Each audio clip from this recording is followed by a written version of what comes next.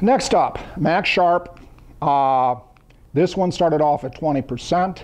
Here, just to be absolutely clear, with Max Sharpe standalone, what that means is even if my Sharpe is negative, okay, I still use the Sharpe ratio as the weighting factor, okay? So I pick the least negative number, okay, but it's still negative, okay? What is your the equals first weighting? So you're saying that the 20% was based on? The 20% was based on the weighting calculated roughly October 2002, because you need to go 63 days, 3 months, before you can calculate a weighting, okay? And TLT begins in July 2002. That's why. Traditionally, when you have a negative weight, that means you sell it short. Is that what you did here? Or was No, did not sell it short. All I did, you could do that. In fact, there's a very healthy discussion when we get to the 3X about whether you should go long 3X or short an inverse 3X. And I've got, there's some people I know that are shorting a minus 3X. So when you have, let's say the Sharpe ratio, which is negative, the weighting is what? Say it's a negative X. What is your weighting? The weighting will be whatever gets you that negative X, meaning to make something up, 25% and 75% gives you negative X, that's the weighting. Just, I pay no attention to the sign, basically, in this version, okay? Okay, let's see. Okay, so here, again, blue line SPY, red line TLT, green line, you can see there's a difference, is pure Max Sharpe, and the purple line is a Max Sharpe with, in this case, constricting it to 1% daily standard deviation. Okay, you make a few more bucks. Max Sharpe just by itself, this is unleveraged, is now at 12%. However, your max drawdown is now around 19. The reason I like 1% is you're 11.7, you're pretty close to 12, and I took roughly 5 percentage points off your drawdown, okay? The volatility obviously got better too, okay? So that's what happens if you take the Max Sharpe version on TLT SPY. As promised, okay, Max Sharpe, this gold line or brown line or whatever color that is, that's just to be, yeah, that's 100%. So at times you get to be 100% in SPY, and there are plenty of times when you're at 0% SPY. So Max Sharpe is just basically a buy or a sell signal. Yep, effectively. But at some points, for example, right here, you know, during that flat period right there, that's a month or two when you're at 60% SPY. But you're absolutely right. There are times when this becomes a switching algorithm, when it says get the hell out of TLT and get into SPY or vice versa. Okay? Notice that it also bangs around a lot more. Okay, you're switching every month. Okay. Again, the red line is the percent of your portfolio that's in cash. Okay. Let's see. Yes, sir. In their actual paper, which I went and read, they did a variation of the Sharpe ratio. Are you doing the standard Sharpe ratio or are you doing the Sharpe ratio? Yeah. So their variation of the Sharpe ratio was they added a factor in to the standard deviation where they multiplied it or squared it or raised it to some power to essentially try and drive toward a less volatile portfolio. Okay? I took a look and I went, why don't you just do min-var? That's the absolute least volatile portfolio. Okay? So I did not use, I think it's an F factor or something, if I remember right. Raise the standard deviation of the F balance. Yeah. Roughly to. Right. So I did not do it that way. I just went all the way to min-var. Okay. Let's see.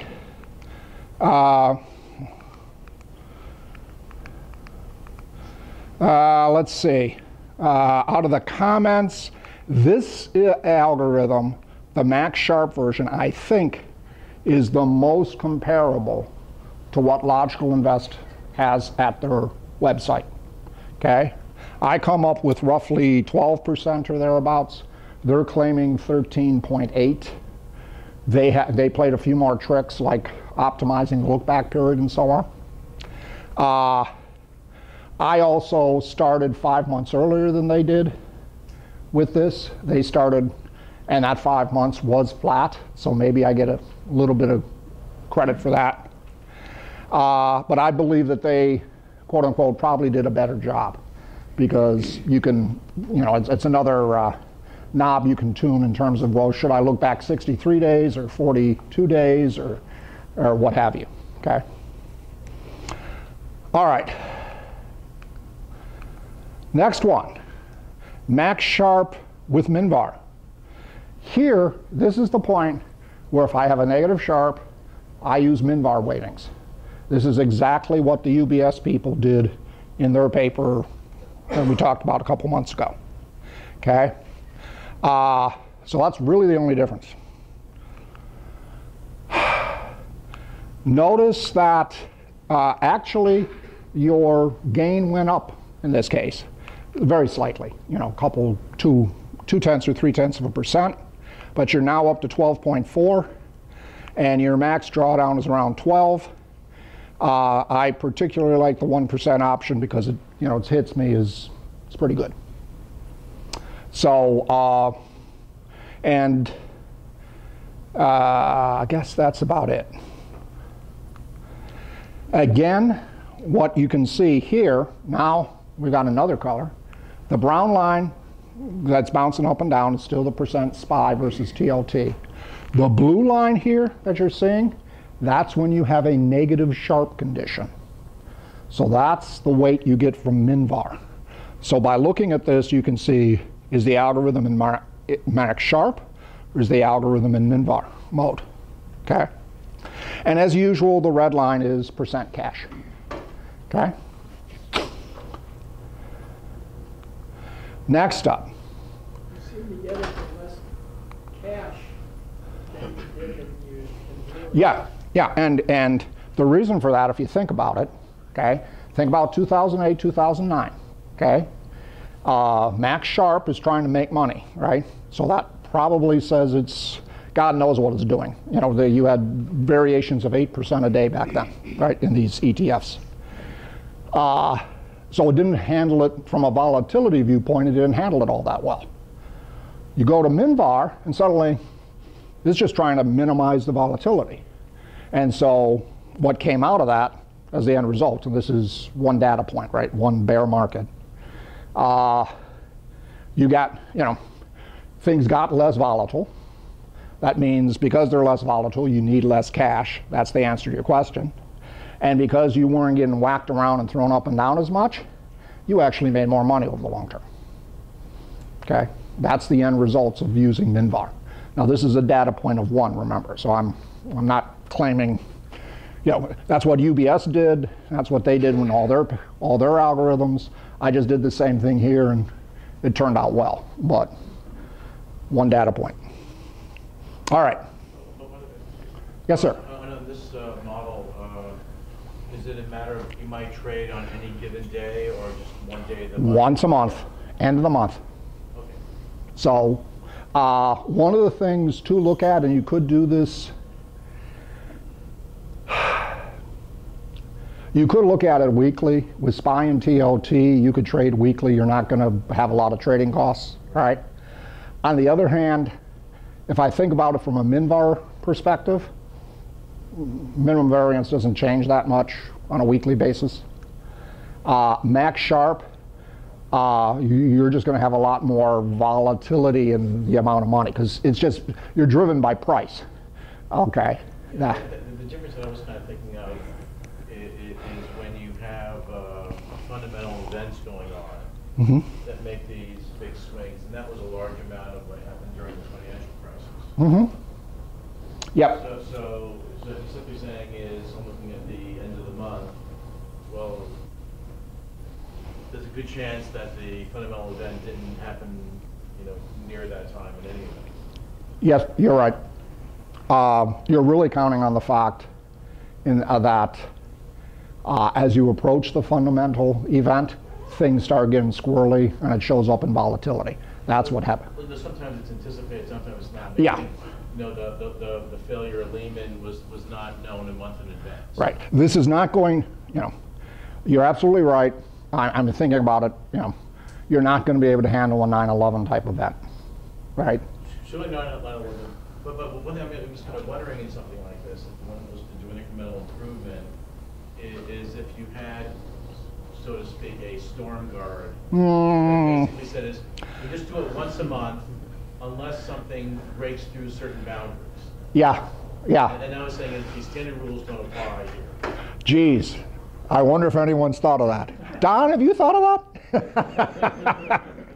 We've been having a lot of fun with this algorithm for the last, couple weeks maybe, something like that.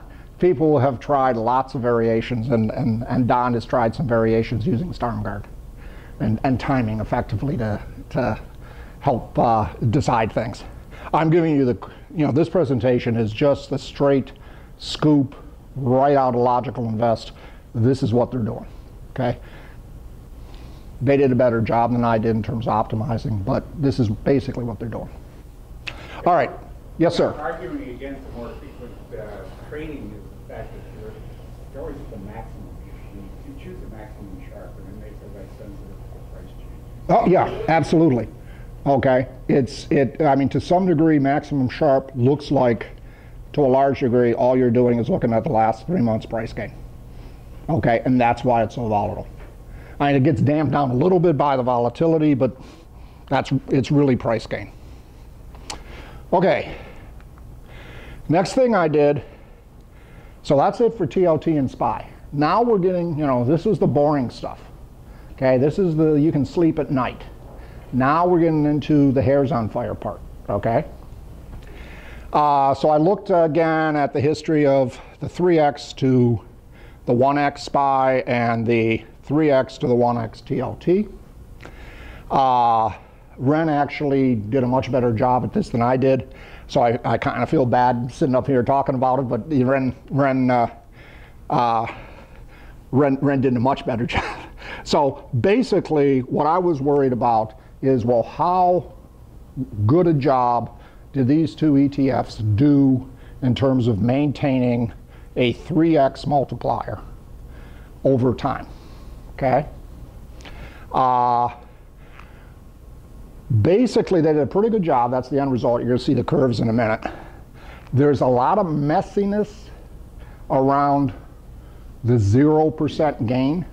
So there are days when, the SPY makes 0%, no change. And, the 3x version can be plus 0.5%, minus 0.5%. It's all over the place.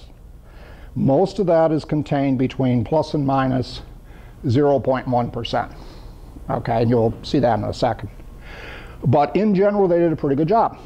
Okay, hence what I did is I just went ahead and I extended SPXL and TMF back in time. They did wonderful, no problems. You're going to see the EC. SPXL had a small drawdown of 95%. TMF had a small drawdown of 67%. But other than that, they did fine. Pay no attention to the man behind the curtain. All right. So one of the key things about this algorithm is it's counting on the fact that SPY and TLT are inversely correlated. That's why it works. If they ever get correlated again, this algorithm is just two ETFs that you're putting together, and if things go south, the SPY starts to fall, TLT could start to fall. It is not God-given fact that TLT and SPY are always going to be inversely correlated. They weren't in the past, okay? You go back to the 60s and the 70s, they were positively correlated, okay? So, with this rising rate environment that we may be going into or whatever, what's going to happen? I don't know.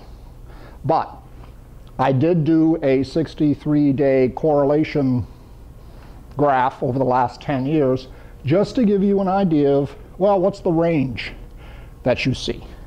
And it's not going to look like your normal correlation graph, because your normal correlation graph works on at least 3 years of monthly data.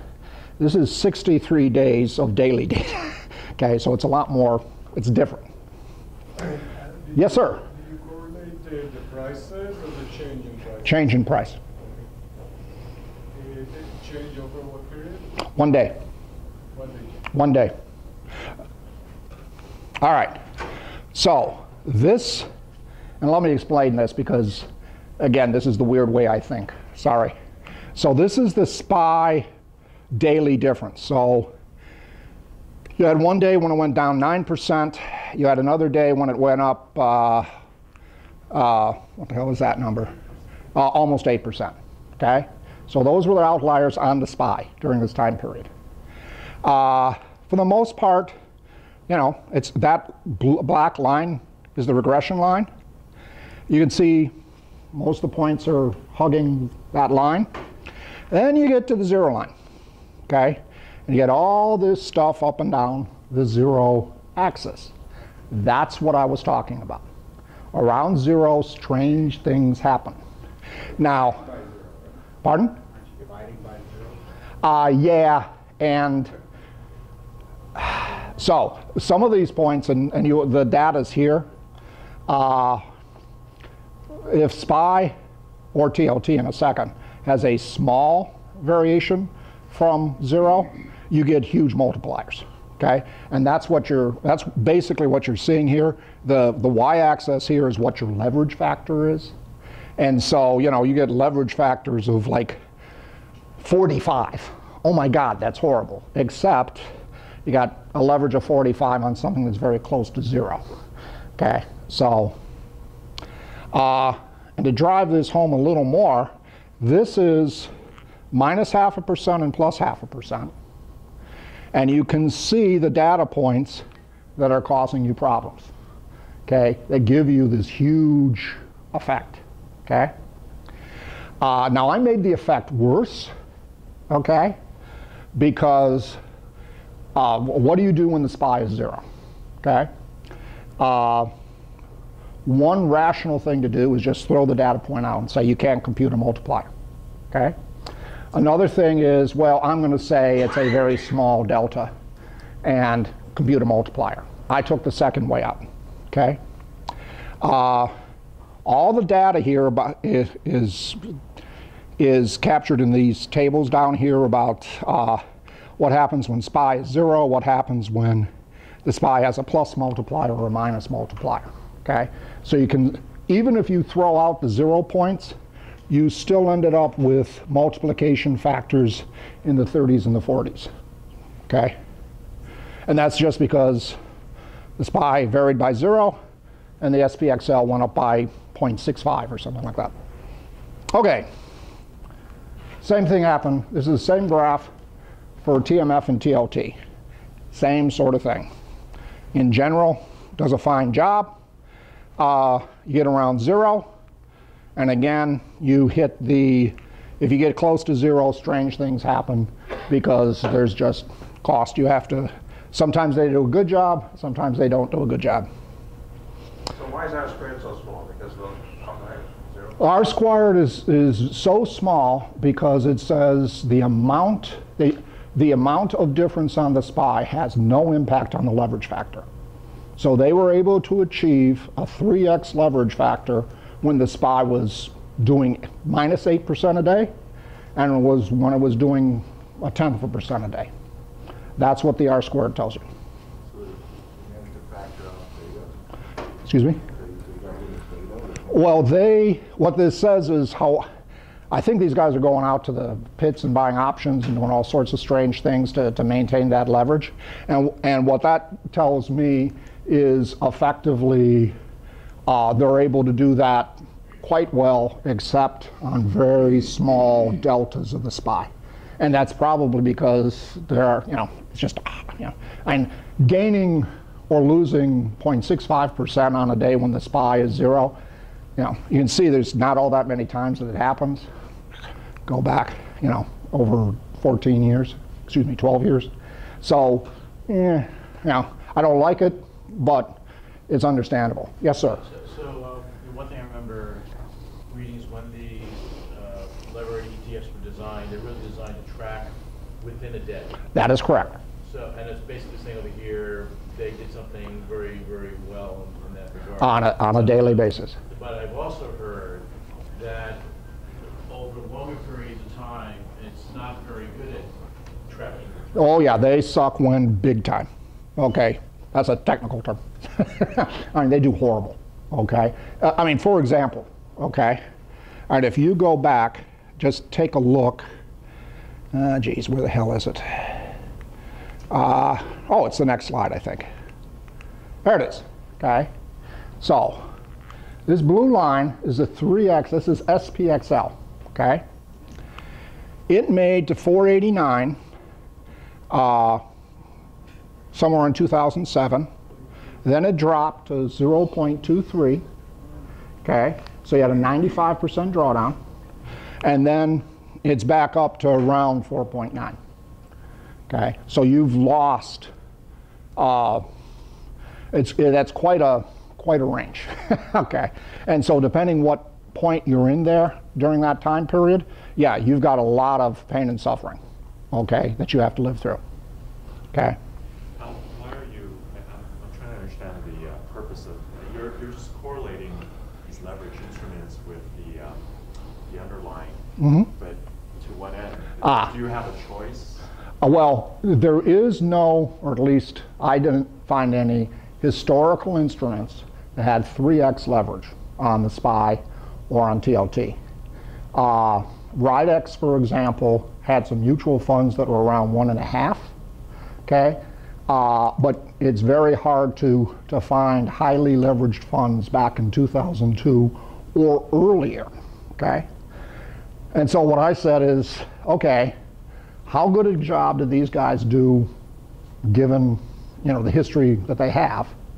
If they did a good job, I'm going to take their leverage factor that they came up with, and I'm going to apply it to the past. So I'm going to take SPY, and I'm going to take the regression, whatever the regression study tells me about my leverage, okay, and I come up with, I extend, or I create a fake SPXL and a fake TMF so I can do more back testing. Okay, that's why I did it. Okay, because I want to, ultimately I want to see what happens back to the 80s and the 90s with this algorithm. Okay. Oh well, now I could use Ridex, but even there it's only minus 1.5 or plus 1.5. Well, no, but the fake SPY and TLT, what were you going to use? 3x. Oh, the 3x, but the 3x, they've been around even less than the SPY. Yeah, the 3x ETFs came up in April of '09. Okay, and some of the Direxion funds and so on may have started a little before that, but there's no way in hell you're going back to the 80s and finding 3x mutual funds. It would be hard to find a 1.5 or 2x. Yes, sir. Yes, so when you look at these lever and ETFs for spiders and TLT, the thing that I kind of look at in this is, the professionals will also do things like futures. You can go in the futures for S&P 500, 20-year treasuries and so forth, and I think you get a purer form of that leverage. Yep. There, but there's a bunch of other issues. There's one. Yep. So I'm not recommending this to anybody here. In fact, I'm recommending not to. Yeah. Yeah. So there's been an interesting discussion about several things. Number one, effectively shorting, going on margin, etc., with this, rather than counting on 3x ETFs. Okay, and that's perfectly possible to do. But that gets into what kind of margin of safety you have and how much capital you need to decide, and all sorts of things, right? Also, some of those techniques you can't or is difficult to implement in an IRA. Okay, all right. So that was another thing. Now, one thing that, and I briefly mentioned it before, and it deals directly with the point you were bringing up. You know, there's this drag when you have leverage on a daily basis and so on. So it's actually more profitable to short the inverse 3x than to buy the positive 3x, okay, ETF, okay? Now the problem with that is, effectively, does your broker allow? Fido didn't, Schwab didn't, IB does, at least in small dollars being 10,000 bucks. Pardon? And are the shares available? Are the shares available? So for example, Ameritrade, they're not. yes. Except for TMB, that was the only one that I tried shorting them. Yeah, so that's the problem you're going to run into. IB had supply up to 10,000 bucks, so you could short that. Now, you know, if you're getting into $50,000 and $100,000 in this algorithm and so on, you know, someplace you're going to run into a supply issue. Okay, so yeah, they're all, and if you go to Logical Invest's blog, okay, they talk about many things in this area, about how you could improve things even further. So now you're not only got your hair on fire, you got a can of gasoline and you're pouring it out, okay? Yes, sir. Is there a fundamental advantage to using TLT paired with SPY as opposed to inverse SPY paired with SPY? Most of the time, if you do that, all you see, your equity curve will just go down, okay? Yeah, okay, because if they do a good job, I mean, all you're doing is paying for the overhead of doing the shorts, etc.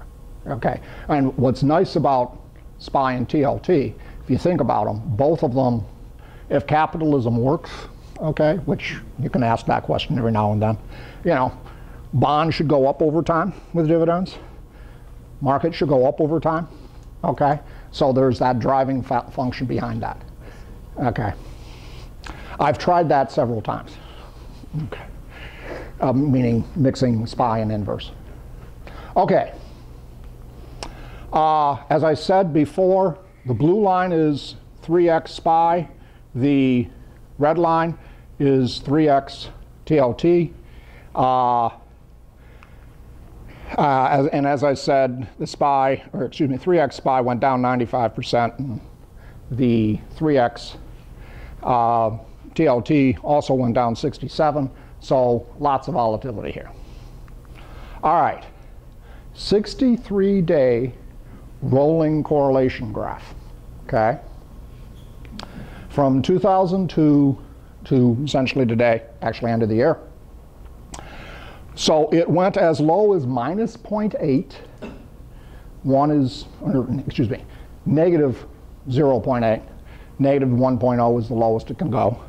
And it went as high as 0.4. Okay? Okay? Notice that since the last bear, which is around here, we've had uniformly low negative correlations. Okay? Notice that previously in the 2003 to 2007 bull market, you know, it went positive a fair amount of time. Now, not way positive, okay, but still positive, okay?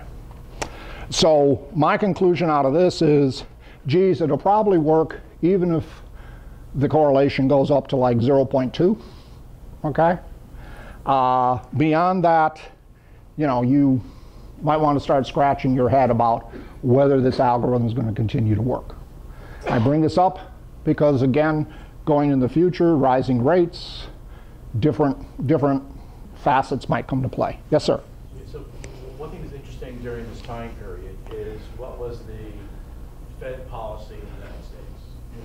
So after we had the dot-com explosion, the Fed took a policy of driving interest rates down.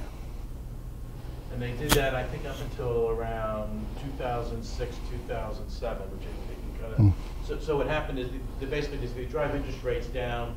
That should give a tailwind to stocks going up, and also long-term treasuries should also go up in value because you're lowering the interest rate.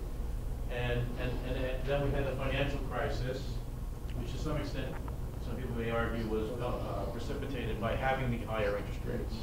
Okay, and then they drove them down to an extraordinary degree. So I actually saw it today, was that 10-year Treasury was at 1.8%. German bonds were at 0.6% interest rate over 10 years. Ah. By the way, places like Italy and Spain have lower government interest rates than the United States. Okay? I would think there's maybe more risk in some of those countries, but that's a little footnote.